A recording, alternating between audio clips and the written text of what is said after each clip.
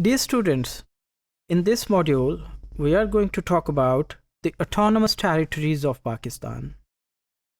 Autonomous territories are characteristically having the degree of self-governance under the national government, and these areas are distinct from the constituent units of the federation because those units of federation are called the provinces, which are affiliated with the Pakistan federal government and possess the unique powers of their given circumstances.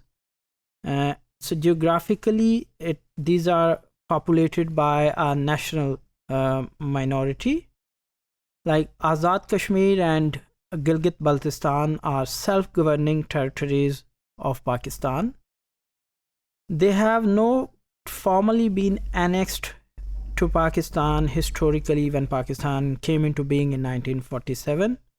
So as the Kashmir conflict has not yet been resolved, so it is still considered a disputed territory when we talk about the Jammu Kashmir, whereas when we talk about the Azad Kashmir, it is annexed as an independent territory with Pakistan.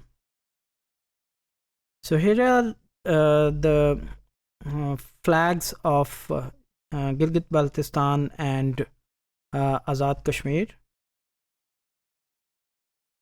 So a semi-autonomous tribal region is also existing in the northwestern area of Pakistan.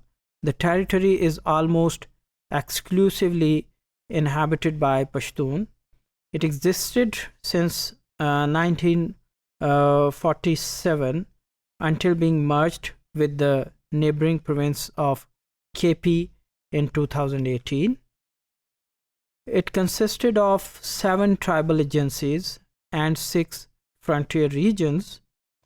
It is directly governed by Pakistan's federal government through a special set of laws called the Frontier Crimes Regulations, and they are mostly Muslims by their religion.